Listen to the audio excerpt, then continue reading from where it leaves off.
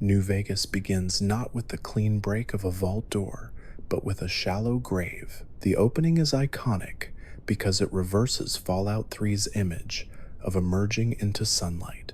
Here, you're buried beneath the sand, rescued only by a passing robot with a cowboy drawl. That moment sets the tone for everything that follows. This is not a story about safety, but about luck, chance, and survival in a desert where factions gamble with entire nations as stakes. Obscurely, the choice of Las Vegas as the setting came from development roots long before Obsidian took the project. When Interplay still held the Fallout license, an early prototype known as Van Buren included plans for Hoover Dam and New Vegas as central landmarks. Those ideas never came to fruition until years later, when the rights shifted and Obsidian, staffed by many of the original Black Isle developers, used their own shelved notes as inspiration. The result was a game that felt both like a continuation of Fallout 2 and a contrast to Fallout 3, carrying the DNA of two different design philosophies. The Mojave Desert provides the stage for this blend of legacies. Where Fallout 3's Capital Wasteland was filled with ruins of an urban core, New Vegas offers vast, open stretches dotted with isolated towns and trading posts. The skyline of the Strip serves as a beacon you can see from miles away, glowing neon in a sea of darkness. This was deliberate. Developers wanted the player to always feel pulled toward the promise of fortune, no matter how far away they wandered. Unlike the Washington, D.C. ruins, which funnel exploration through metro tunnels, the Mojave allows freedom. Paths radiate outward, forcing you to choose which faction, settlement, or ruin will shape your story first. Hoover Dam anchors that freedom with inevitability. From the start, it looms as the setting's ultimate prize. Control of its power is the motivation behind the new California Republic's expansion, Caesar's Legion's invasion, and Mr. House's quiet manipulations. Obscurely, its inclusion wasn't just thematic, it also served as a practical design landmark. Developers used the dam's massive structure to orient players, ensuring that no matter how far they roamed, they could always find their bearings by returning to the Colorado River. One of the most obscure design details lies in the opening town of Goodsprings. Unlike Fallout 3's Megaton, which forces an early moral decision about detonating or disarming a bomb, Goodsprings teaches choice through community conflict. The Powder Gangers want to pressure the town, while the townsfolk hope for help.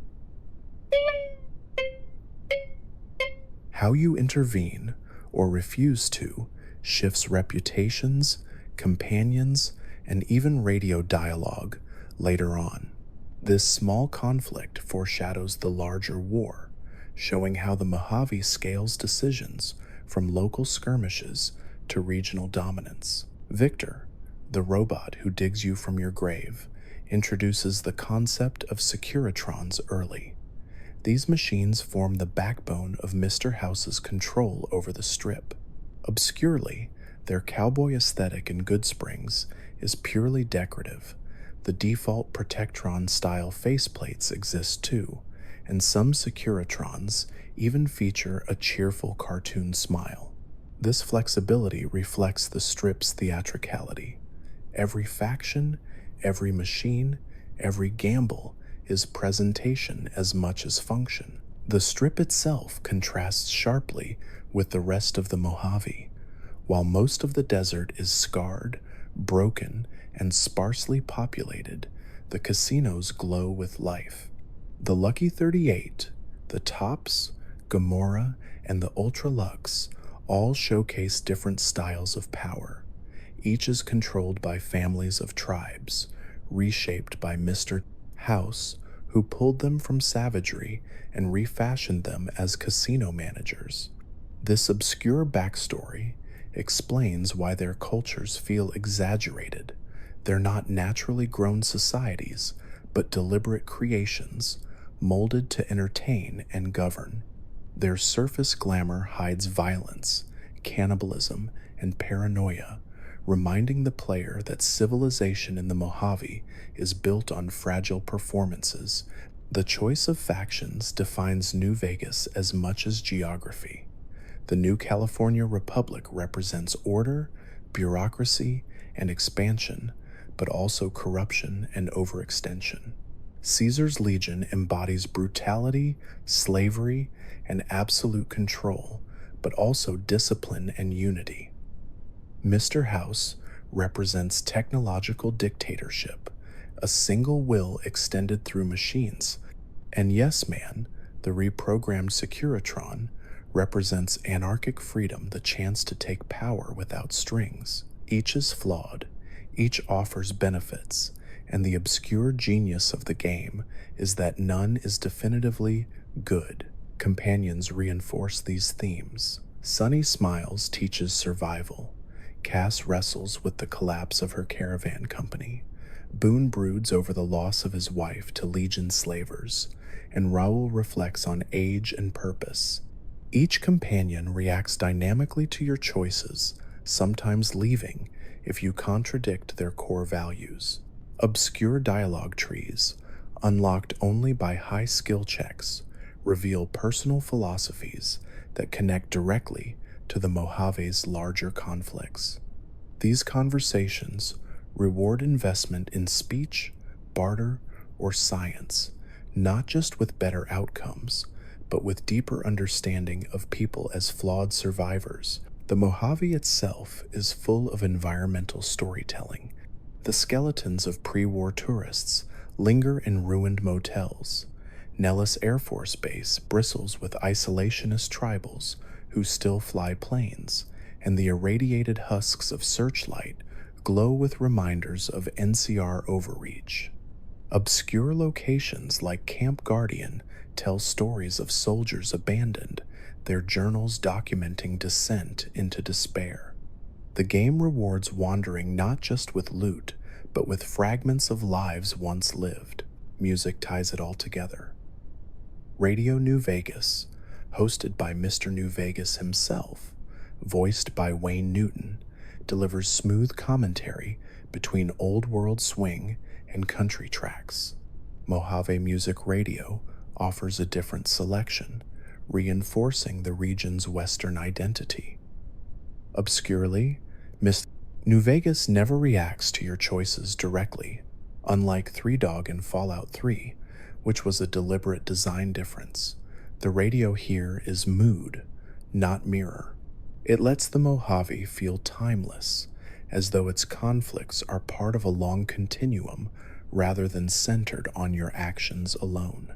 What makes New Vegas feel so obscurely rich is its refusal to define one path. You are not the lone wanderer of Fallout 3, nor the sole survivor of Fallout 4. You are simply a courier, shot for carrying a package, and your revenge intertwines with the fate of the Mojave. That humility grounds the narrative. You stumble into Hoover Dam not as a chosen hero, but as someone whose choices ripple outward.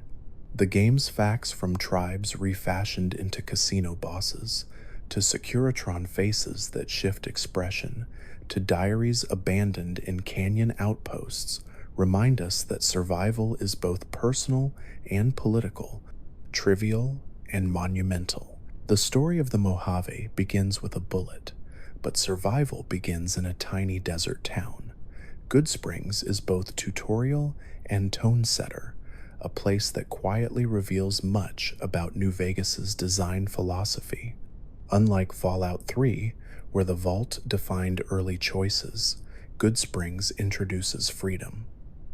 You wake in the home of Doc Mitchell, who patches you up with a mixture of warmth and medical precision. His sequence of questions and psychological tests is more than character creation. It's a clever way to anchor your identity in dialogue rather than menus. Obscurely, The Rorschach-style inkblot test he administers has no real bearing on your stats, but his responses reflect the Mojave's theme of perception shaping reality. Sunny Smiles then teaches survival basics. Her lessons hunting geckos, using the VATS system, cooking over campfires, serve as a microcosm of New Vegas's balance between combat, resourcefulness, and roleplay. What's obscure is that if you skip her tutorial, you miss subtle hints about crafting recipes and skill checks that ripple across the entire game. Even at the smallest level, the Mojave rewards patience and learning. The nearby Goodsprings Cemetery sets a darker tone. Your own shallow grave is marked there, ringed by sun-bleached headstones and the Nevada sky. Exploring it reveals a scattering of loot, coyotes prowling among the stones, and the weight of mortality woven into the game's design. Obscurely, the cemetery's location wasn't chosen at random. It sits high above the town, a vantage point where the strip's neon glow is faintly visible at night. The juxtaposition of death and glittering fortune captures the entire game's ethos in one view. Goodsprings also hosts the game's first faction conflict. The Powder Gangers, escaped convicts armed with dynamite, pressure the town.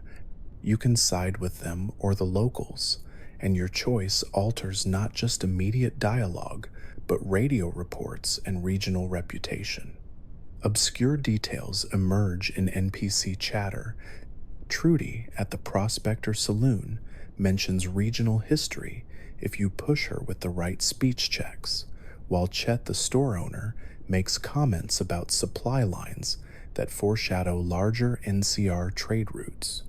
This early fork teaches that every settlement in the Mojave ties into broader currents. Victor, the cowboy-themed Securitron, embodies this principle. His arrival at your grave wasn't a random act of mercy. He was ordered to dig you out by Mr.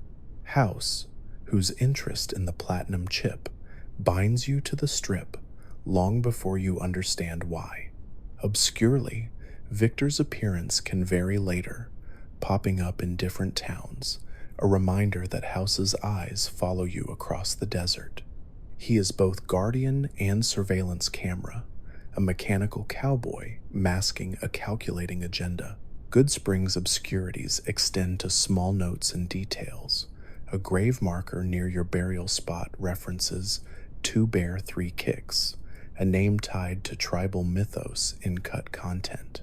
The Prospector Saloon's back room holds a safe containing randomized loot, teaching players that even humble interiors can reward curiosity.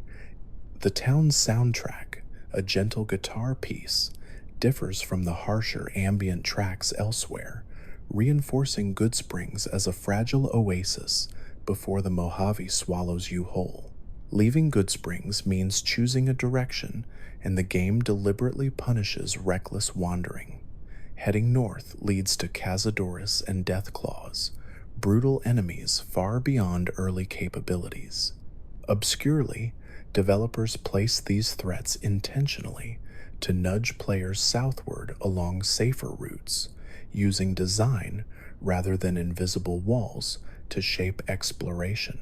The Mojave is open, but it whispers guidance through predator placement. In its simplicity, Goodsprings holds countless obscure truths: the false comfort of tutorials, the reminder of your mortality at the cemetery, the radio waves already shifting with your choices, and the presence of a robot cowboy whose grinning face conceals a dictator's will. The first steps into the Mojave are quiet, but they echo for the rest of your journey. Once you leave Goodsprings, the Mojave quickly reveals its larger struggle. The new California Republic stretches its banners eastward, while Caesar's Legion casts shadows from across the Colorado River. These two forces shape the game's central war, but their obscurities lie in contradictions. Neither faction is what it first seems. The NCR presents itself as democracy reborn, complete with flags, uniforms, and military order. On the surface, they embody stability, but obscurities emerge in the details. Soldiers complain of underpayment, stretched supply lines, and corruption. Outposts like Prim and Novak show NCR presence as both stabilizing and exploitative. Obscurely, dialogue with troops often references ration shortages and incompetent officers, revealing an empire overextended. Their greatest strength, numbers, and bureaucracy is also their greatest weakness. Caesar's legion, in contrast, embodies brutality and order through fear. Slavery, crucifixion, and conquest define its presence, but even here, obscurities complicate the picture. Recruits speak of loyalty, forged through shared hardship, and some civilians in occupied territories admit life under the legion can feel safer than raider chaos. Caesar himself reveals the philosophy. He believes democracy leads to collapse, and that only absolute authority can preserve civilization. His vision is chilling, but it draws from real Roman history, a deliberate nod by developers to how ideology mutates in apocalypse. Hoover Dam anchors their conflict. Obscurely, its role goes beyond water and electricity. In pre-war lore, it symbolized American engineering triumph, and in New Vegas it becomes a mythic object both sides project their destinies onto. For the NCR, it represents expansion eastward. For the Legion, it is the jewel to legitimize conquest. Mr. House covets it as proof of independence, while Yes Man sees it as a tool of personal freedom. Its power is both literal and symbolic, making the Second Battle of Hoover Dam the game's inevitable climax. Obscure details about the factions ripple outward. NCR dog tags scattered across the Mojave tell personal stories of soldiers who never made it home. Legion camps contain journals hinting at internal dissent, with some recruits questioning Caesar's vision. Ranger veterans like Chief Hanlon provide speeches exposing the propaganda, propping up NCR morale, a meta-commentary on war itself. Hanlon's confession, obscurely locked behind specific quest paths, critiques not just his faction, but the very idea of victory narratives. Faction reputations deepen these obscurities. Unlike Fallout 3's karma system, New Vegas uses regional reputation. Helping the NCR might make them adore you, but a single massacre can turn you into their sworn enemy. The Legion may offer gifts if you curry favor, but one insult can put your head on a pike. This system reflects the Mojave's fractured reality, where identity is relational rather than universal. Obscurely, some quests allow you to balance precariously, earning enough goodwill with both sides to delay confrontation until the dam. Even the strip's Securitrons tie into this tension. Their programming reflects Mr. House's careful neutrality. He allows NCR and Legion representatives to move freely until the time is right.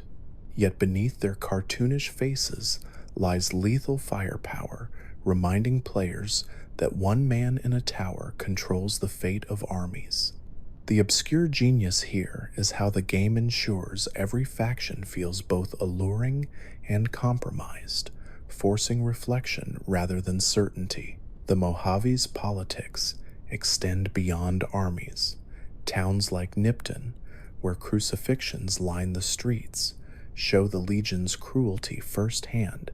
Camp McCarran reveals NCR bureaucracy in chaos, with paperwork mountains and missing persons drowning officers in inefficiency. The game sprinkles these obscurities not in cutscenes, but in overheard conversations, terminals, and journal scraps. They paint factions not as monoliths, but as flawed human collectives, echoing real-world governance. By the time you approach Hoover Dam, the Mojave's grand question emerges. Do you trust flawed democracy, brutal order, technological dictatorship, or anarchic freedom? The obscure truth is that none are perfect. Every faction is compromised. Every path leaves scars. That ambiguity is the heart of New Vegas, and it begins not with battle, but with overheard complaints, with dog tags in the dirt, and with crucifixes swaying in desert winds. Companions in the Mojave are more than traveling allies. They are walking fragments of history, ideology, and regret. Each one introduces themselves simply, but behind their names are layers of obscurities that surface only if you invest in their personal quests or align with their values. Boone waits in Novak, a former NCR sniper whose bitterness hangs heavy in his red beret. His wife's abduction and death at the hands of Legion slavers define him, but the obscure detail lies in how his trauma manifests. He only reveals his full story if you build trust and take him to certain Legion-controlled areas. Standing in places of violence triggers his reflections, showing that his grief is not static but reignited by landscapes. Even his beret, when worn by the courier, changes dialogue with other NCR soldiers, an obscure mechanic that reinforces how reputation is sometimes worn on your head. Cass embodies survival tinged with cynicism. Her caravan company was crushed by the collapse of NCR's trade routes, and her bitterness toward the Republic runs deep. Obscurely, her voice lines shift depending on your reputation. She respects a courier who stands up to corruption, but despises one who blindly serves the NCR. If you complete her companion quest, you uncover evidence of Crimson Caravan and Van Graff conspiracies, a storyline that ties corporate greed to Mojave suffering. Even her love for whiskey has obscure depth. It is both a mechanical perk, boosting stats when drinking, and a narrative crutch, symbolizing the weight of her losses. Raoul shuffles into the story as an old ghoul mechanic, but his obscurities stretch across decades. He once lived in Mexico, where he was a gunslinger called El Compañero. Over time, the wasteland wore him down into resignation. Obscure dialogue paths can reignite his spark, especially if you demonstrate resilience against overwhelming odds. If taken to Black Mountain, he reflects on his past in ways few players ever hear. His quest embodies New Vegas's obsession with choice, not just who you fight, but who you inspire. Veronica greets you at the Brotherhood of Steel bunker, cheerful and curious in a way that contrasts with her faction's paranoia. Her obscure depth lies in her dissatisfaction. She believes the Brotherhood must adapt to survive, embracing outsiders instead of clinging to isolation. If you push her quest far enough, you see the tension between her loyalty and her vision. The obscurity is that her fate mirrors the Mojave's factions. Should survival mean rigid control or flexibility? Players often miss her most poignant dialogue unless they take her shopping on the Strip, where her excitement about pre-war dresses turns into a lament about what's been lost. Arcade seems at first like a reclusive doctor, but his obscure story ties him directly to the Enclave's remnants. If you earn his trust, he reveals his lineage and eventually offers to unite the Enclave's scattered veterans for the Battle of Hoover Dam.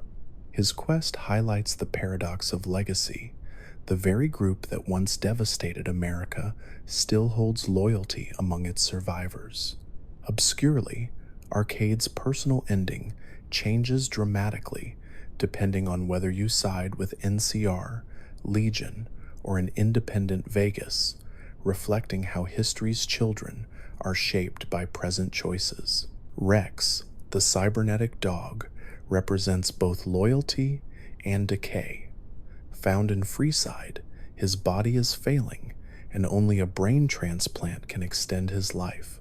The obscure mechanic is that different brains from various wasteland dogs give him different combat boosts, from aggression to endurance. Beyond mechanics, Rex embodies the Mojave's theme of patchwork survival, living on not through natural health, but through scraps of technology and luck. His whines and growls, though simple, carry as much weight as any human companion's speeches. EDE, the floating eyebot, hums with secrets. Terminals scattered across the Mojave unlock hidden logs within him, slowly revealing his origin as an Enclave prototype. His upgrades vary depending on whether you take him to the Followers of the Apocalypse or the Brotherhood, a subtle reflection of the Mojave's ideological tug-of-war. Obscurely, his presence in later DLC, like Lonesome Road, ties him directly to the courier's forgotten past, making him less companion and more connective tissue between stories. Together, these companions create an ensemble that mirrors the Mojave itself, scarred, divided, and uncertain of its future. Their obscurities aren't just trivia, they're quiet truths that reveal themselves only if you care enough to listen. The heart of the Mojave glows neon. The Strip, with its casinos and tribes, is less about gambling and more about performance. Mr. House reshaped wasteland gangs into caricatures of pre-war culture, turning savages into managers of spectacle. Obscurely, each casino family reflects both a different style of entertainment and a cautionary tale about power. The Tops, controlled by Benny and his chairman, embody swing-era charm and betrayal. Their suits, slang, and swagger mask the fact that they are little more than raiders given polish. Obscurely, their hospitality changes if you walk in wearing certain outfits, showing how House designed them to prize appearance above all else. Benny himself is the ultimate example slick words hiding a bullet in the brain. Gomorrah, run by the Omertas, channels vice into business. Outwardly a gambling hall, it hides drug trades and assassination plots. Obscure details emerge in overheard dialogue. Guards reference meetings with Legion agents, hinting that the Omertas are not fully loyal to House. The Courier can expose or exploit these plots, revealing that even within Neon, the Mojave's undercurrents of betrayal never stop flowing. The Ultra Luxe, home of the White Glove Society, presents elegance but conceals horror. Its obscure detail is cannibalism, practiced under the guise of refinement. Quests here allow you to expose or suppress this truth, but the fact remains that the Mojave's richest tribe is literally feasting on its poor. Obscure mechanics even allow you to disguise yourself in their attire, blending into their charade until the truth inevitably surfaces. The Lucky 38, towering above them all, belongs to House. Its obscurity lies in its emptiness.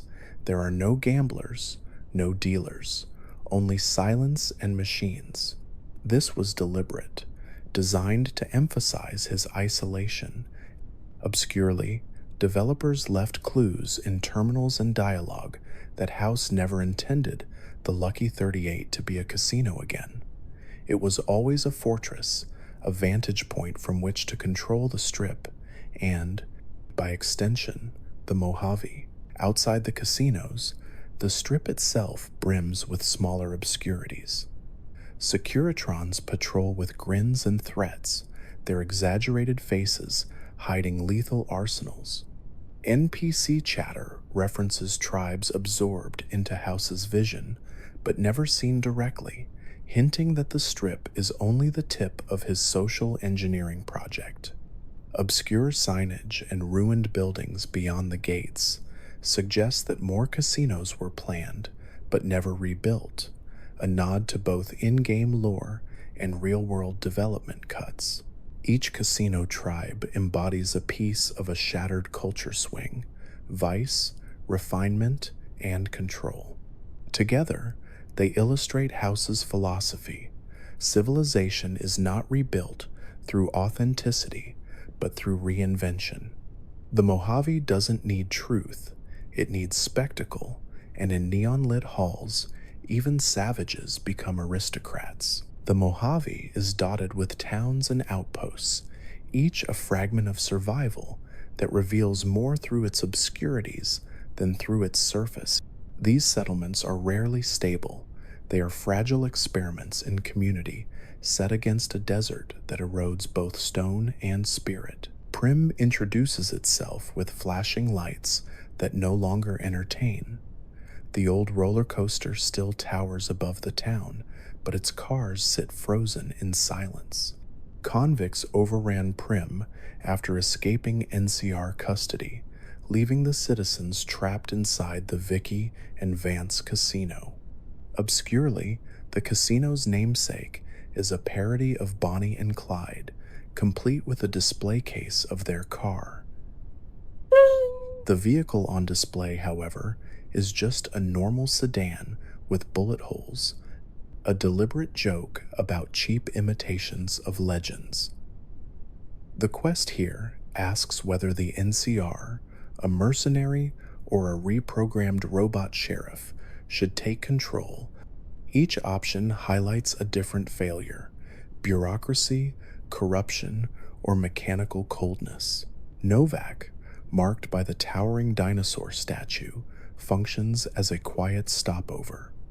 The statue itself, Dinky the dinosaur, hides a gift shop and a sniper's nest, a strange marriage of kitsch and violence. Obscure details reveal that the dinosaur once served as roadside Americana for tourists long gone. Now it houses Boone, whose haunted watch over the night sky keeps the town safe. Novak's obscurity lies in its fragility. Its motel rooms host wanderers with their own microdramas, from Jeannie Mae Crawford's betrayal of Boone's wife to Manny Vargas's NCR sympathies. Novak teaches that even sleepy towns hide betrayals under neon smiles. Nipton is one of the Mojave's most shocking spectacles. Entering its burned-out streets, you encounter Legion soldiers calmly explaining their lottery. Survivors scream in cages, while crucifixions line the roads. Obscurely, the dialogue of the lottery winner who runs laughing into the desert is randomized. Sometimes he collapses dead, other times he escapes, emphasizing the Legion's cruelty as theater. Nipton is less a town than a warning, staged so that every traveler understands what Caesar's philosophy means when put into practice. Camp McCarran anchors NCR presence near New Vegas, its control tower looming over the ruins of an airport. On the surface, it represents military stability, but its obscure details reveal dysfunction. Papers pile up in offices, missing persons vanish into basements, and corruption festers among its ranks. Colonel Shu struggles to keep order at Camp McCarran, where bureaucracy and corruption weigh heavily on the NCR, while the true nightmare of NCR science is revealed elsewhere in Vault 22, where Keeley, a trapped researcher, documents the spread of its deadly spores. The camp becomes a microcosm of the NCR's expansion order imposed through paperwork and authority, yet undermined by incompetence and cruelty. Searchlight glows with eerie green light, the ruins of a town consumed by radiation. Once an NCR outpost, it became a wasteland when careless handling of nuclear materials led to disaster. The glowing skeletons and ruined homes stand as obscure commentary on how even the Republic repeats pre-war mistakes. In scattered journals, soldiers detail their final hours, turning the ghost town into a tragedy written in fragments. Camp Guardian hides another obscure story. Initially a training post for NCR troops, it was abandoned after super mutant attacks decimated its forces. Terminals tell of recruits who tried to hold their ground, slowly dwindling until only despair remained. The camp sits high in the cliffs, a lonely reminder that not every NCR expansion ends in banners and victories, many end in silence. Even smaller outposts like Sloan, where miners endure nightly Deathclaw attacks, or Bitter Springs, where a massacre of innocents stains NCR history, reveal obscurities that ripple outward. Sloan's foreman mutters about explosives that never arrive, while Bitter Springs survivors whisper resentment that never fades. These places rarely feature in the game's main narrative, but they embody the Mojave's truth. History is not written only in Hoover Dam, but in forgotten motels, in glowing ruins, and in towns left to rot. Fallout. New Vegas expands its weaponry and mechanics far beyond its predecessor, layering in systems that reward attentiveness and experimentation.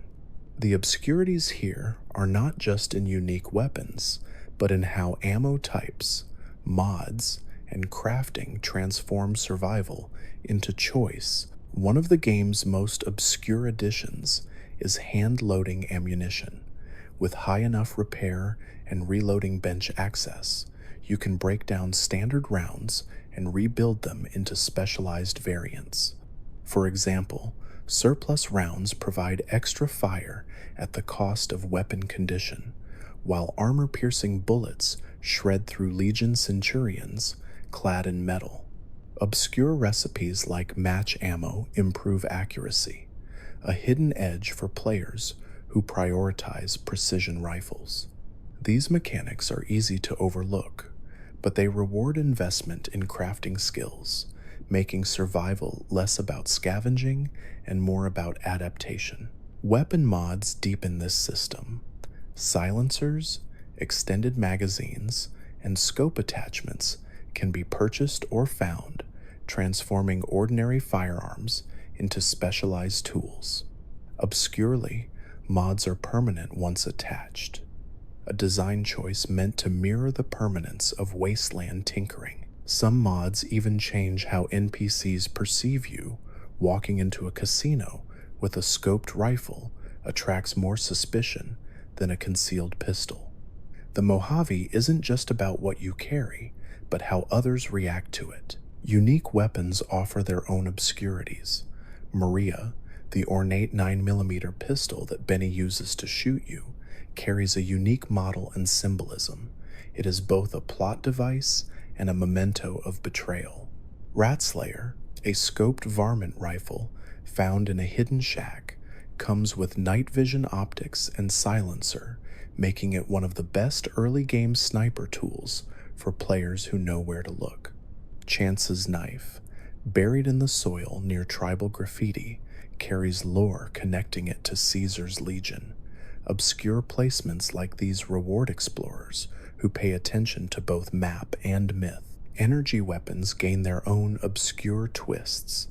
The Pew Pew laser pistol, hidden in the Sunset Sarsaparilla headquarters, only fires with star bottle caps, a collectible currency that itself represents a tragic marketing scam.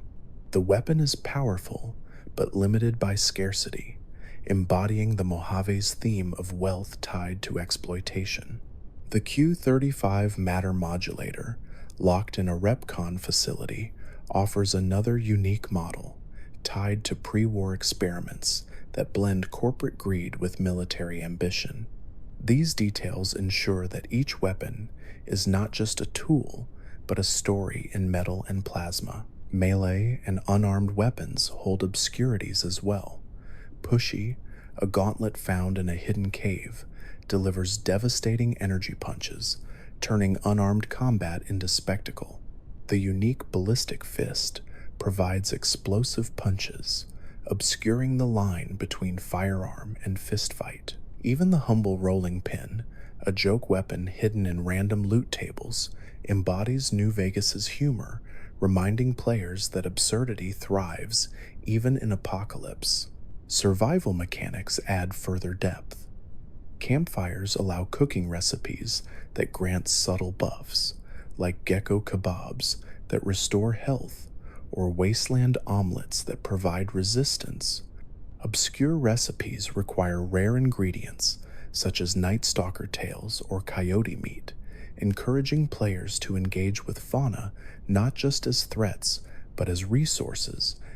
The crafting of poisons and healing powders ties back to Fallout's desert roots, where every plant and creature carries potential. Obscure mechanics even extend to casinos. Carrying concealed weapons into gambling halls requires high sneak skills, and the Strip's families will eject you if you win too much, reflecting the idea that the house always wins. Skill checks and dialogue open obscure quest resolutions. Science, barter, and survival can resolve conflicts without violence, but only if you invested early. The Mojave rewards preparation, not just in combat, but in conversation. All of these mechanics reinforce New Vegas's philosophy. Survival is not about raw power, but about clever adaptation.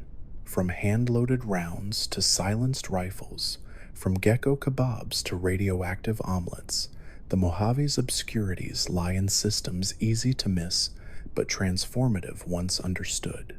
In every bullet and every recipe, there is a story, a choice made at a reloading bench or campfire that shapes not just combat, but identity.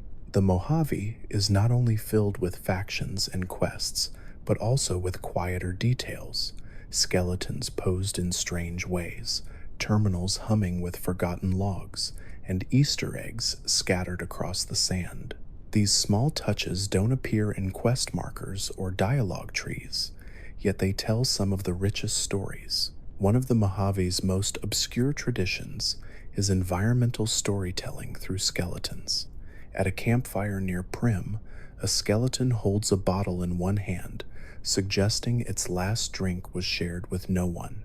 In a ruined shack, two skeletons lie side by side on a mattress, still clutching hands, a quiet nod to companionship even in death. Obscurely, these setups rarely carry loot. Their purpose is not reward, but atmosphere, reminders that countless unnamed lives ended long before you arrived. Airplane crash sites dot the desert, their wreckage scattered among rocks.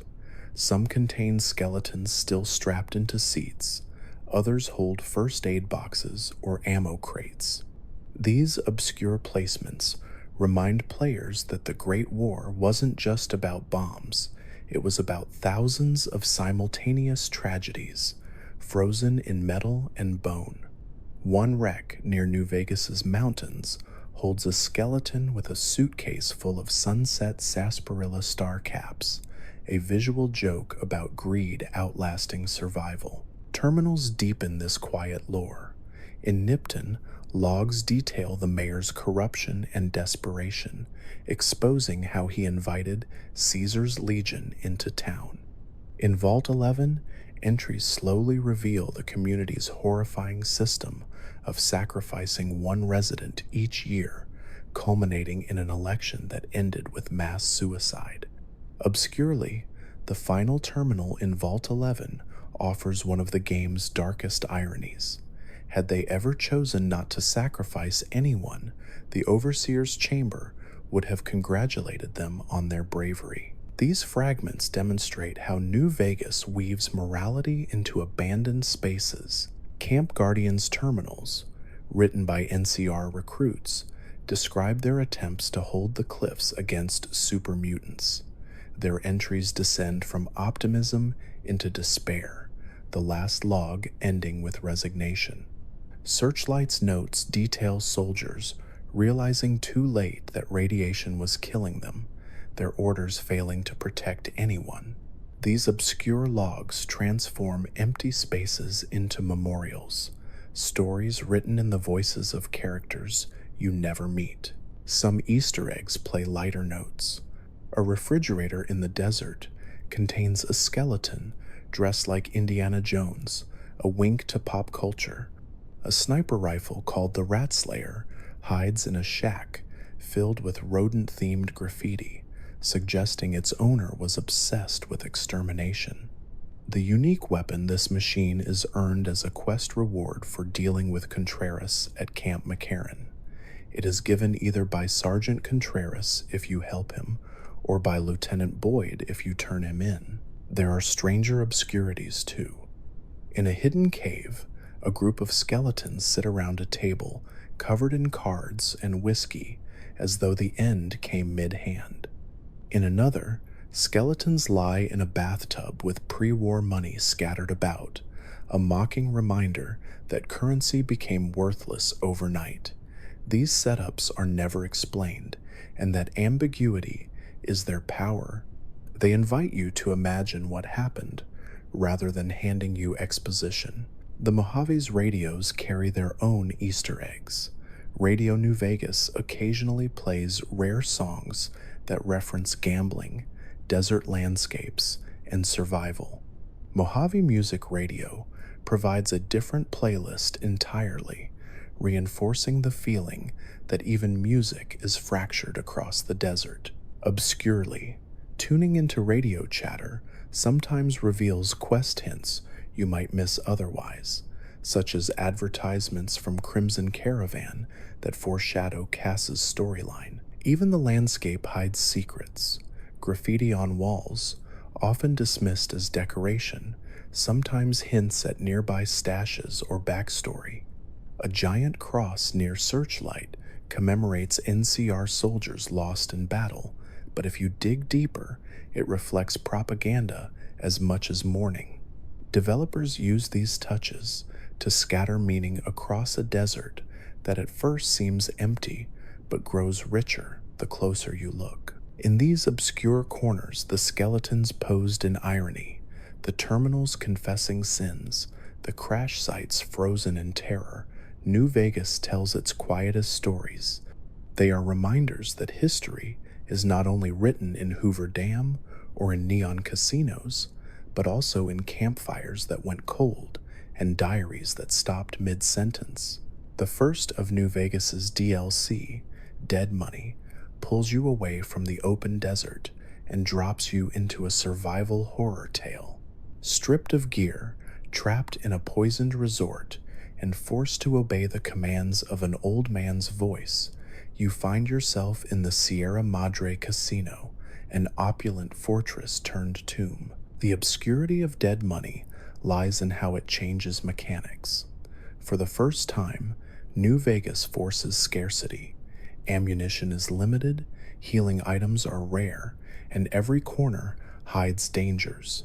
Collars strap to your neck, and your companions explode if you stray too far apart, creating tension not found in the base game. Obscurely, this mechanic isn't just a gimmick, it ties into themes of control, obedience, and the illusion of freedom. The Sierra Madre itself oozes atmosphere. Once a glamorous pre-war casino, it now lies shrouded in red fog that corrodes flesh. Ghost people, mute figures in hazmat suits, stalk the streets. They cannot be killed conventionally. They rise again unless dismembered or destroyed with fire. Obscure notes hint that these beings were workers caught in toxic clouds, their suits fused to their bodies, doomed to shuffle forever. They are enemies, but also victims of obsession. Father Elijah, the old Brotherhood elder who orchestrates the heist, embodies obsession most of all. He lures you to the Sierra Madre, not for treasure, but for control. He believes its technology can reshape the Mojave.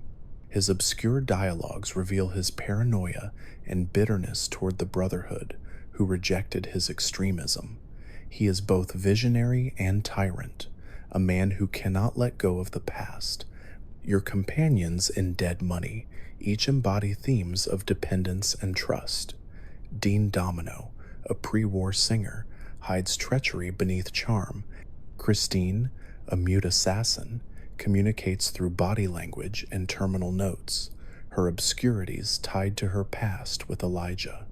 Dog and God, two personalities sharing one Nightkin's body, wrestle for dominance, their conflict mirroring the DLC's obsession with control.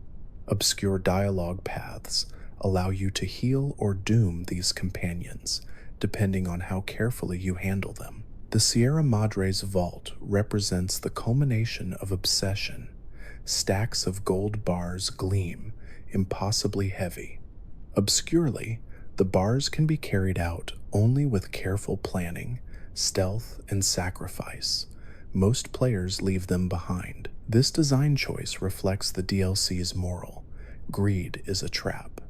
Even survival itself becomes secondary to the lesson that obsession, whether with gold, technology, or revenge, destroys. The sound design deepens the atmosphere. Radios scattered through the casino emit signals that interfere with your collar, forcing you to scramble to shut them off before you explode. The red fog hisses, the ghost people rasp, and Elijah's voice echoes in your ears, always commanding, never freeing. Obscure notes left by long-dead workers describe the grand opening that never happened, frozen forever on the night the bombs fell. The ending offers no neat resolution. Whether you kill Elijah, trap him, or leave him to wander the casino forever, the Sierra Madre remains sealed in its curse. Christine's reflections tie the story together. She suggests the casino is a lesson about letting go, about not being consumed by what cannot be changed. Obscurely, her connection to the holotape technology links her directly to the Brotherhood's fate, making her more than a survivor. She is a bridge between obsession's past and future. Dead Money is obscure, not just for its mechanics, but for its philosophy. It strips away power, forces scarcity, and tells a story where victory is hollow if it comes at the cost of freedom. Its lesson echoes long after you leave. The Sierra Madre is a prison, not because of walls or collars, but because of the obsessions we carry with us. When you step into Zion Canyon in Honest Hearts, the Mojave's desolation gives way to towering cliffs, rushing rivers, and green valleys scarred by fire. Unlike the Strip's neon or the Sierra Madre's fog, Zion feels alive with nature, though its life is always under threat. The DLC's obscurities lie in the way it juxtaposes beauty with ruin and faith with survival. The central figure is Joshua Graham, the burned man. Once Caesar's legate, he was cast into the Grand Canyon and set aflame for his failure at Hoover Dam. Obscurely, his survival itself is treated as miracle or myth. Legionaries whisper that he was consumed by fire, yet here he walks, scarred but unbroken.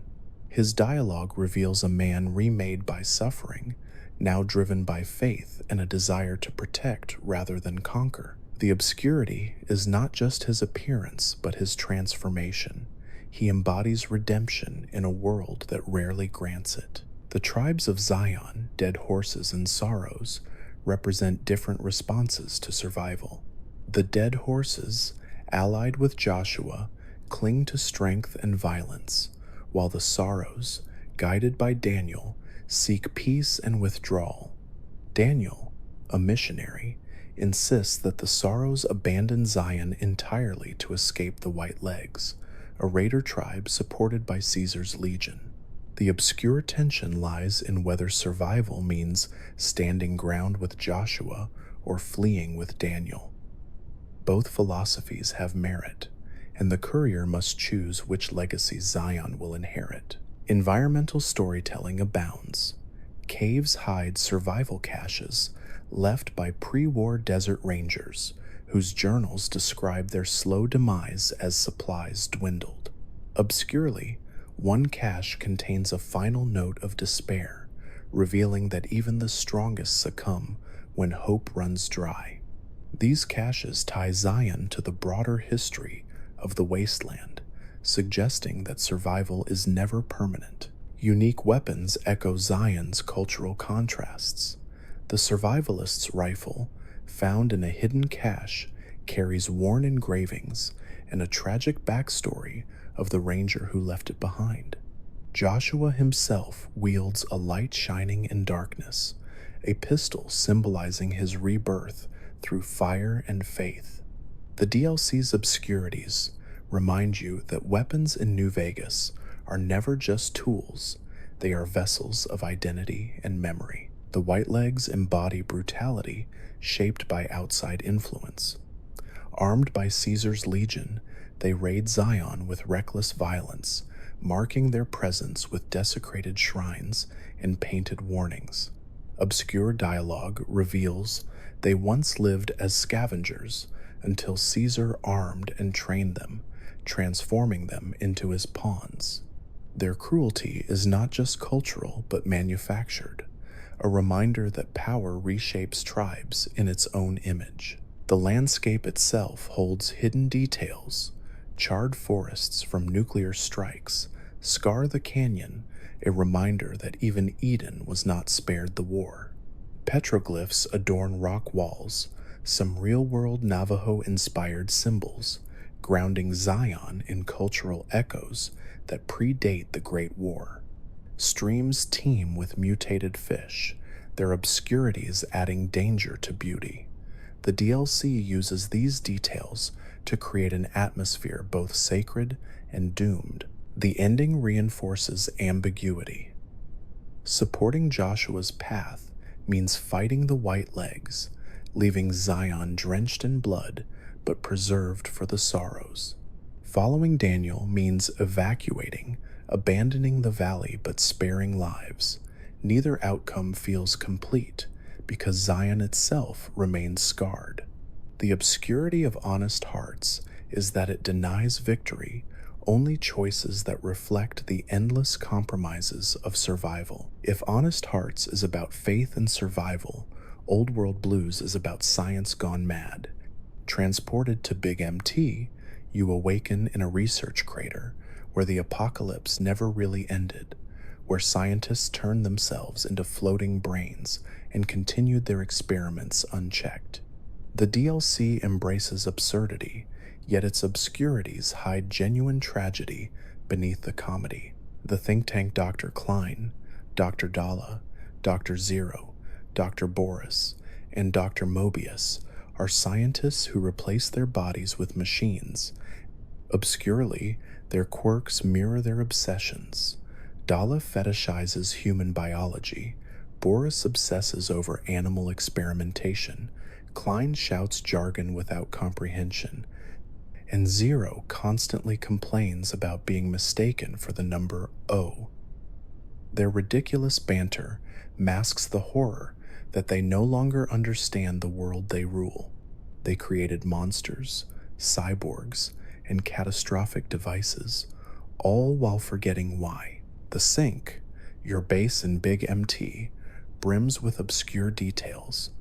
Appliances talk, each with exaggerated personalities. The Autodoc nags about surgeries, the toaster raves about world domination, the light switches flirt incessantly. These absurd companions parody Fallout's theme of anthropomorphized technology, but obscurely, they also provide vital upgrades and crafting. Their chatter turns a base into a character, grounding the surreal in charm. Unique weapons add to the absurdity. The sonic emitter, the protonic inversal axe, and the K9000 Cyberdog gun, literally a minigun with a canine brain, reflect experiments that blurred science and parody.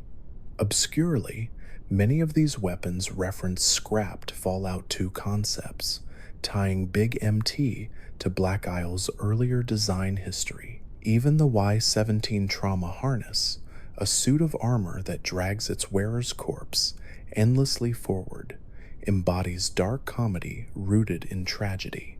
Exploration reveals darker truths. The X-13 research facility, hides prototypes for stealth suits that whisper advice to the player in an unsettlingly cheerful tone. Journals scattered across Big MT reveal scientists testing weapons on convicts and animals, treating suffering as data. The lobotomites, mute enemies wandering the crater, are humans stripped of higher function victims of the think tank's endless experimentation. Obscurely, terminals imply that these experiments extended far beyond Big MT, influencing technology seen throughout the Mojave. Dr. Mobius, presented as villain, embodies the greatest obscurity. He intentionally keeps the think tank trapped in cycles of distraction to prevent them from destroying the world again. His bumbling, drug-fueled rambling masks deliberate wisdom. He chose self-parody as a shield against unchecked intellect. This twist reframes the entire DLC science. Unchecked is dangerous, but so is knowledge without humility. The DLC ends with choice. You can destroy or spare the think tank, upgrade the sink into a permanent home, and even keep talking appliances as allies. The obscurity lies in tone. What begins as slapstick parody slowly reveals existential questions about identity, technology, and control. By the end, you realize that Big MT isn't just absurd, it's a mirror of the Mojave itself, where obsession and survival blur into madness. Old World Blues stands out because it makes you laugh, even as it unsettles you. Its obscurities, the talking toaster, the trauma harness, the brain in a jar mask, truths about the dangers of intellect without ethics. In a game about power and compromise, it reminds you that absurdity is not escape, but reflection. Lonesome Road is the final chapter of New Vegas's downloadable content, and it shifts the story inward. Where Dead Money explored obsession, Honest Hearts wrestled with faith, and Old World Blues mocked science. Lonesome Road asks the courier to confront their own past. Its obscurities lie not only in its ruined landscapes, but in the figure who waits at the end, Ulysses. The Divide is a wasteland within the wasteland, a region torn apart by nuclear detonations that split the Earth into jagged scars. Obscurely, these detonations are tied to the courier themselves. Long before the game's events, they carried a package that unknowingly triggered the destruction of the Divide. This revelation reframes the player's identity, not just a victim of fate, but an architect of ruin. Ulysses, the man who calls you to the Divide, once walked the same roads as you. He speaks in measured tones, rich with symbolism, drawing on the imagery of flags, nations, and cycles of history. His obscurity lies in his refusal to fight until the very end. He wants not just to kill you, but to make you understand what it means to leave ruin in your wake. His obsession with the old world symbols, its flags, its broken unity, reflects his belief that civilizations repeat mistakes until individuals take responsibility. The landscape itself reinforces his philosophy. Cracked highways lead nowhere, missiles lie embedded in cliffsides, and storms of red dust obscure vision. Terminals and holotapes scattered across the Divide describe settlers who once tried to build a community there, only for it to be erased in an instant. The obscurity is that the Divide mirrors the Mojave itself. It was another fragile settlement, caught between ideologies, undone by a single spark. Mechanical obscurities abound. The DLC introduces new weapons like the Red Glare rocket launcher and the shoulder-mounted machine gun, reflecting military excess. The Riot Gear armor, hidden in bunkers, becomes a symbol of survival at any cost. Ed E returns as a companion, but obscurely, this Ed E is not the same unit from the Mojave. It is a clone, another echo of technology repeating itself. His logs expand on the Enclave's history, linking the Divide to broader Fallout lore. The climax is both battle and conversation. You can choose to kill Ulysses or convince him to walk away. Obscure dialogue checks allow for outcomes where he fights alongside you against the marked men, irradiated soldiers twisted by the Divide's storms. The decision is not just about one man, but about philosophy. Do you believe individuals must bear their choices, or do you insist that history is too vast for one person's guilt? The final decision rests with nuclear warheads scattered across the Mojave and Legion territories.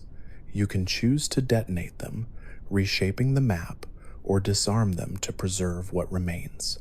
These obscurities ripple outward into the base game's ending slides, altering the fates of towns and factions. Few DLCs offer choices with such far-reaching consequence, and Lonesome Road ensures that New Vegas ends not with certainty, but with reflection. While New Vegas is rich, it is also unfinished in places. Development was fast, and many ideas never made it into the final game. The obscurities of cut content reveal what might have been a Mojave, larger, stranger, and even more fractured than the one we know. One of the most notable pieces of cut content involves Caesar's Legion. In the final game, their territory feels sparse compared to NCR's settlements. Obscure design documents reveal that developers once planned Legion-controlled towns, markets, and more complex quest lines. Time constraints left the Legion as a largely hostile faction, denying players the chance to see how civilians might actually live under its rule. This absence is itself obscure, the silence of what isn't there. The Strip, too, shows signs of reduction. Only 3 casinos are active, yet textures and dialogue suggest more were once planned. The monorail station hints at a grander transportation system, while unused dialogue implies more interactions with tourists. Obscure files in the game's code reference a casino called The Vault, which would have tied directly to pre-war banking imagery. Though never finished, its ghost remains in fragments of assets. Companion quests also bear traces of lost development. Raul's arc originally included more dynamic ways to rekindle his spirit, with references to additional locations cut from the map.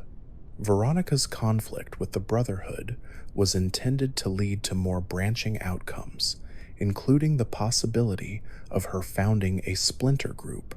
These obscurities survive in dialogue files and developer notes, reminders of paths closed before release. Even entire settlements were cut. The town of Boulder City exists in the game, but its role is limited to a hostage standoff. Notes suggest it was once meant to be fully explorable, with quests involving rebuilding efforts and NCR supply chains. Similarly, Camp Searchlight's radioactive ruins were planned to host more NCR survivors, turning it into a hub rather than a dead zone. These missing details hint at a Mojave even denser with stories. The most famous piece of cut content is the Vault 24 reference found in promotional material. Fans long speculated about its existence, but in truth, it was never developed, just a placeholder that fueled endless theories. Vault 11, with its dark sacrificial election system, and Vault 34, flooded with radiation and weapons, were among the last to be fully realized. The missing vaults, mentioned but unseen, remain some of the Mojave's greatest obscurities. Mods and fan restorations attempt to fill these gaps. Projects like New Vegas Restoration reintroduce unused dialogue, quests, and NPCs, offering glimpses of what could have been. Obscure items in the game files, like half-coated weapons or armor sets, have been made functional by players, transforming curiosities into playable content. These efforts highlight the devotion of the community, keeping New Vegas alive, not just as a finished product, but as an evolving work. The obscurity of cut content is bittersweet. It shows the ambition of Obsidian, the limits of time and resources, and the richness that lingers even in absence. The Mojave we play is fractured, incomplete, but perhaps that imperfection is part of its charm. In a world defined by ruins, even development itself leaves behind skeletons, waiting for curious players to uncover. While New Vegas is rich, it is also unfinished in places. Development was fast, and many ideas never made it into the final game. The obscurities of cut content reveal what might have been a Mojave, larger, stranger, and even more fractured than the one we know. One of the most notable pieces of cut content involves Caesar's Legion. In the final game, their territory feels sparse compared to NCR's settlements. Obscure design documents reveal that developers once planned Legion-controlled towns, markets, and more complex quest lines. Time constraints left the Legion as a largely hostile faction, denying players the chance to see how civilians might actually live under its rule. This absence is itself obscure, the silence of what isn't there. The Strip, too, shows signs of reduction. Only 3 casinos are active, yet textures and dialogue suggest more were once planned. The monorail station hints at a grander transportation system, while unused dialogue implies more interactions with tourists. Obscure files in the game's code reference a casino called the Vault, which would have tied directly to pre-war banking imagery. Though never finished, its ghost remains in fragments of assets. Companion quests also bear traces of lost development. Raoul's arc originally included more dynamic ways to rekindle his spirit, with references to additional locations cut from the map. Veronica's conflict with the Brotherhood was intended to lead to more branching outcomes, including the possibility of her founding a splinter group. These obscurities survive in dialogue files and developer notes, reminders of paths closed before release. Even entire settlements were cut. The town of Boulder City exists in the game, but its role is limited to a hostage standoff. Notes suggest it was once meant to be fully explorable, with quests involving rebuilding efforts and NCR supply chains. Similarly, Camp Searchlight's radioactive ruins were planned to host more NCR survivors, turning it into a hub rather than a dead zone. These missing details hint at a Mojave even denser with stories. The most famous piece of cut content is the Vault 24 reference found in promotional material. Fans long speculated about its existence, but in truth, it was never developed, just a placeholder that fueled endless theories. Vault 11, with its dark sacrificial election system, and Vault 34, flooded with radiation and weapons, were among the last to be fully realized. The missing vaults, mentioned but unseen, remain some of the Mojave's greatest obscurities. Mods and fan restorations attempt to fill these gaps. Projects like New Vegas Restoration reintroduce unused dialogue, quests, and NPCs, offering glimpses of what could have been.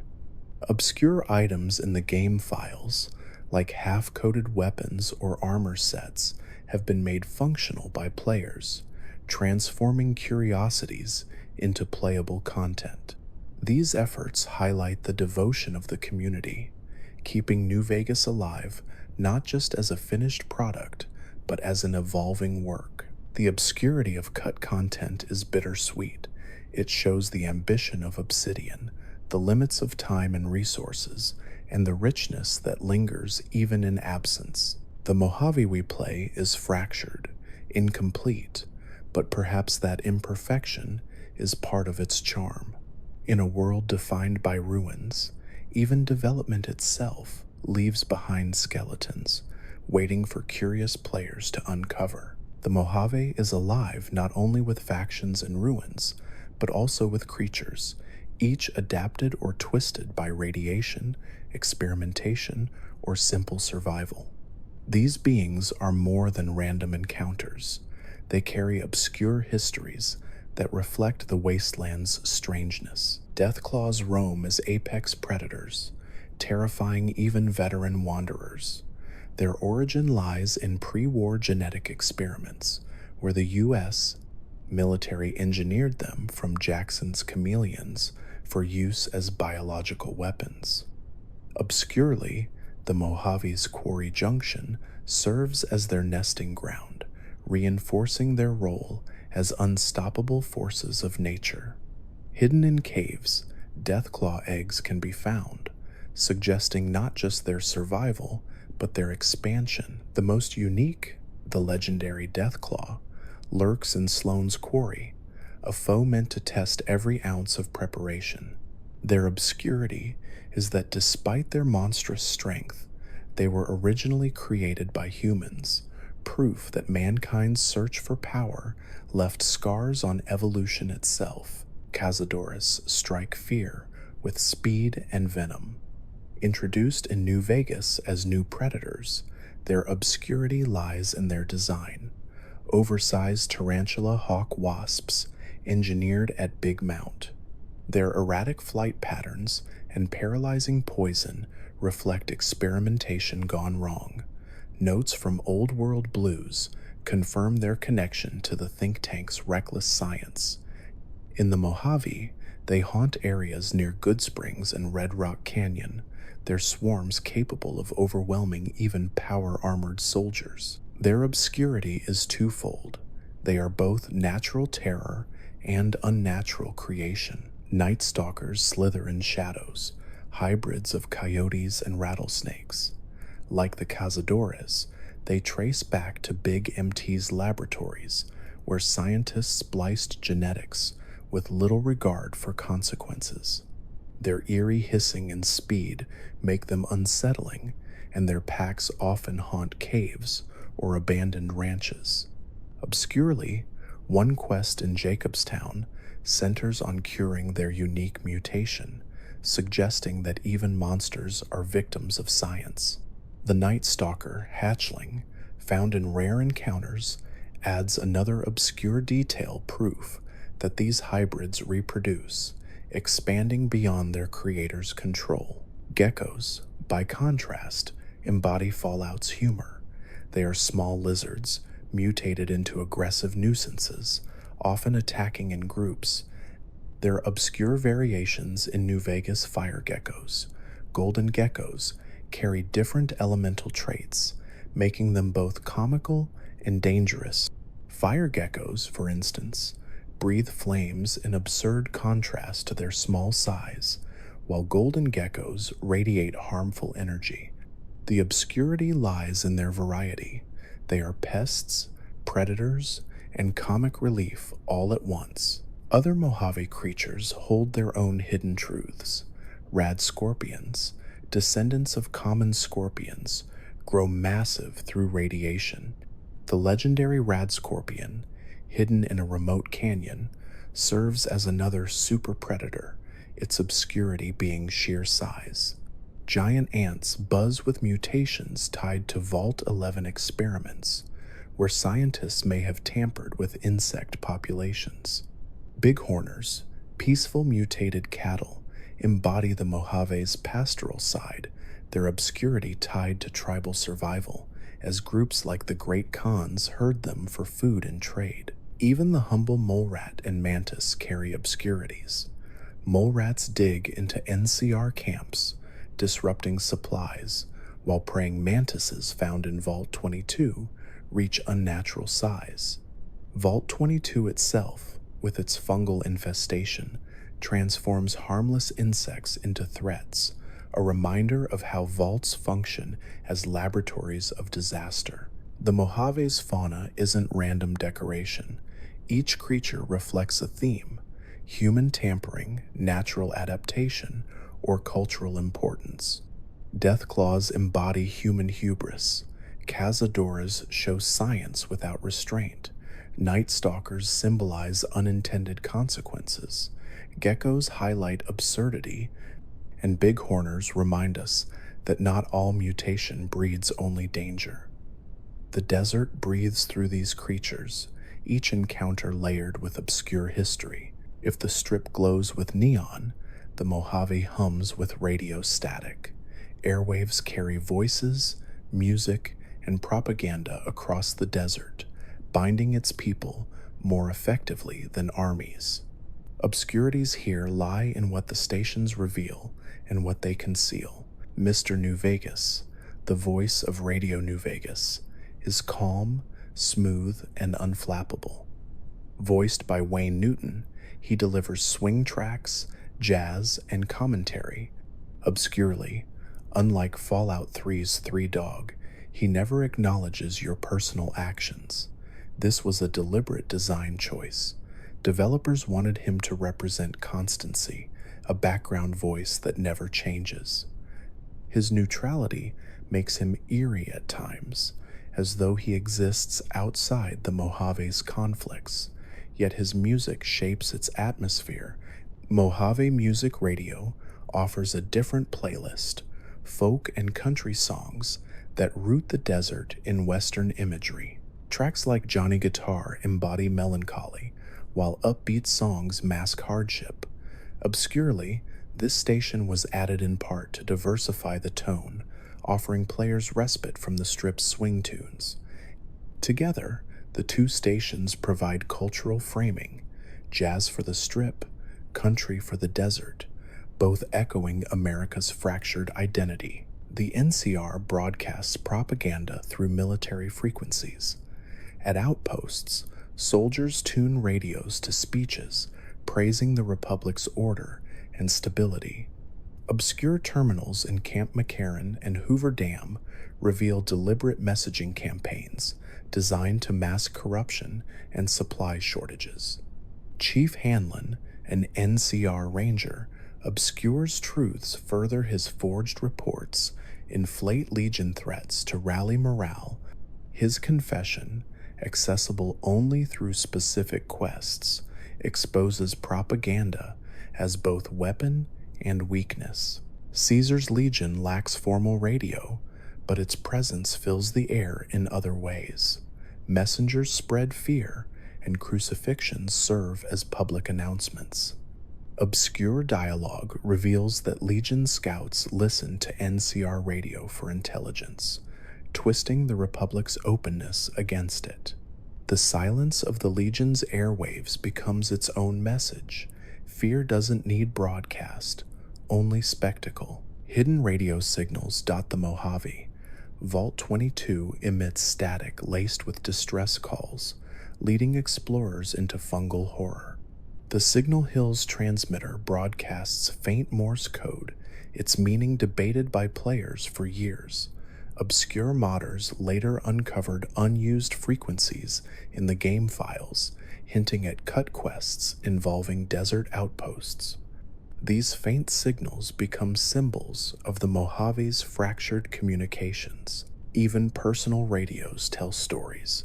EDE's logs, unlocked across the wasteland, expand on Enclave technology and pre-war projects. His chirps and beeps function as coded broadcasts, waiting for the right trigger. Raul, when traveling with you, hums old songs that once filled airwaves in Mexico, a reminder that culture survives even when towers fall. The power of radio in New Vegas is not just in music, but in mood. Walking through empty highways while Blue Moon plays transforms desolation into poetry. Hearing Johnny Guitar repeat endlessly in a casino turns nostalgia into annoyance, reflecting the Mojave's themes of repetition and decay. Obscurely, the small soundtrack was intentional. The repetition mirrors the way real survivors might cling to a few old records, spinning them endlessly in the dark. Airwaves in the Mojave are more than background, they are narrative threads. They reveal propaganda, soothe wanderers, echo tribal memories, and mask corruption. Their obscurities remind us that survival is not just physical, but cultural. In a land of silence and sand, a single song on the radio can feel like connection or like a ghost. Beyond the NCR, Legion, and Mr. House, the Mojave is stitched together by smaller factions whose obscurities give the desert its texture. These groups may lack armies, but their choices ripple outward, shaping lives and legends. The Great Khans, camped in Red Rock Canyon, embody tragedy disguised as strength. Descended from raiders, they cling to tradition but are fractured by defeat. Obscurely, their history stretches back to Fallout 2, where they crossed paths with the Chosen One, linking them directly to the West Coast's older lore. In New Vegas, they struggle to find identity, whether to ally with Caesar, flee to Wyoming, or dissolve entirely. Their chem production symbolizes both survival and self-destruction. Journals in their camp reveal younger Khans yearning for stability, while elders demand revenge, highlighting a culture caught between past violence and future uncertainty. The Boomers, isolated at Nellis Air Force Base, represent another kind of obsession. Descendants of vault dwellers, they inherited paranoia and explosives in equal measure. Their obscurity lies in their dream, restoring the Lady, a B-29 bomber lying at the bottom of Lake Mead. Helping them salvage the plane unlocks one of the Mojave's most spectacular set pieces, with the aircraft rising from the water through buoyant balloons. The obscurity deepens when you read their journals. Entries reveal that their violence against outsiders is less hatred than fear, born of generations raised underground on stories of betrayal. The followers of the Apocalypse, based in Freeside, embody compassion against the Mojave's brutality. They tend to the poor, heal the sick, and preserve knowledge. Their obscurity lies in fragility. They lack armies, funding, and stability.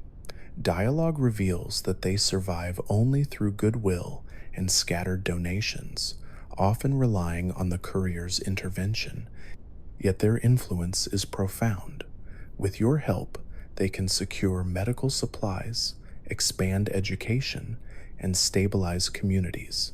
Obscure logs in their safe houses reference efforts to preserve pre-war knowledge, connecting them directly to the Brotherhood's goals, but through mercy rather than control. Even smaller factions leave traces. The Kings, led by a charismatic Elvis impersonator in Freeside, provide both humor and nuance. Their obsession with preserving the king as cultural identity is absurd, yet it reflects Fallout's theme of myth-making. Obscurely, their rivalry with the NCR shows how even small gangs resist assimilation.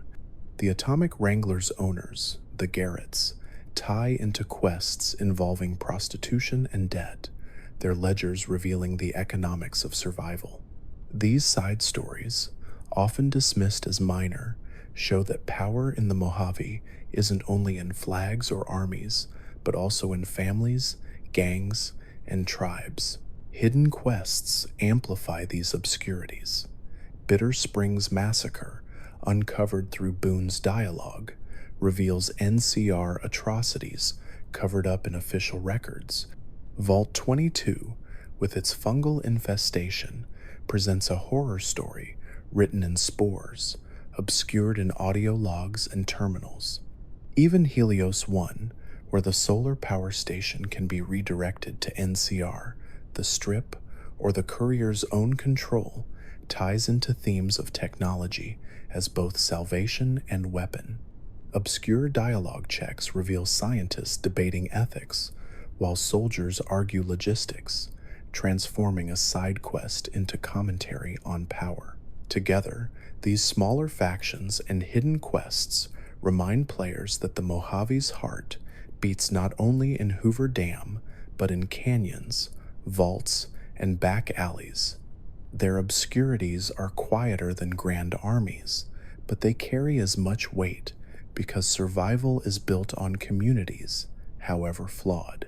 New Vegas brims with weapons, but some stand out not only for power, but for their stories. These legendary arms, hidden in obscure places, transform scavenging into myth-making.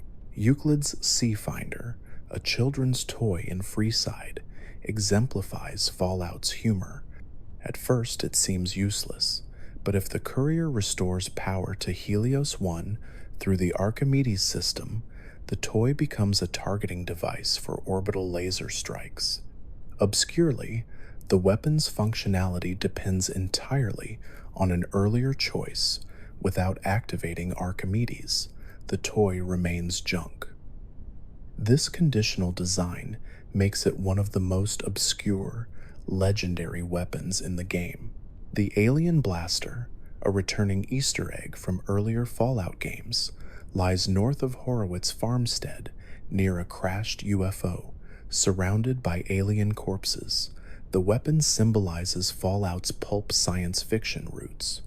Its ammo is scarce, making it a trophy rather than a practical tool. Obscurely, the encounter is never explained. Aliens are never otherwise integrated into New Vegas's narrative, making the blaster a wink to fans who remember its predecessors. Other unique weapons hide in terminals, caves, and quest outcomes. The Gobi Campaign Scout Rifle is hidden in a locked footlocker at the Sniper's Nest overlooking Cottonwood Cove. A maximum lockpick skill is required to claim it. The Ballistic Fist Pushy, hidden in Ruby Hill Mine, adds energy bursts to melee combat. Obscurely, Chance's knife ties back to Legion mythos, its tribal engravings suggesting a culture of warriors long erased. Each weapon serves as a relic of story as much as function. Oddities extend beyond weapons. Sunset Sarsaparilla's Star Bottle Cap quest turns bottle caps into currency of legend. Following the trail of star caps leads to Festus, a robotic mascot, who reveals the truth. The grand prize is worthless, a scam from a pre-war contest. Obscurely, the real reward is the journey itself. Players discover countless terminals, notes, and lore about greed and exploitation, making the quest a satire of treasure hunts. The vaults remain sources of oddities. Vault 21, buried beneath the Strip, once resolved disputes through gambling, its residents deciding policy with cards.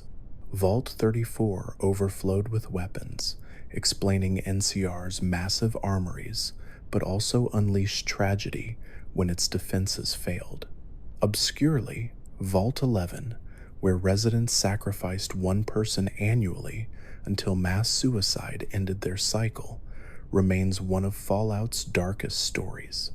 These vaults are weapons in narrative form, social experiments that outlived their purpose only as ruins. Even humor thrives in oddities.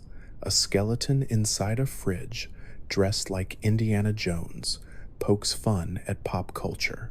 The unique Fat Man variant, the Esther, fires nuclear warheads but with reduced weight, a joke about practicality and absurdity.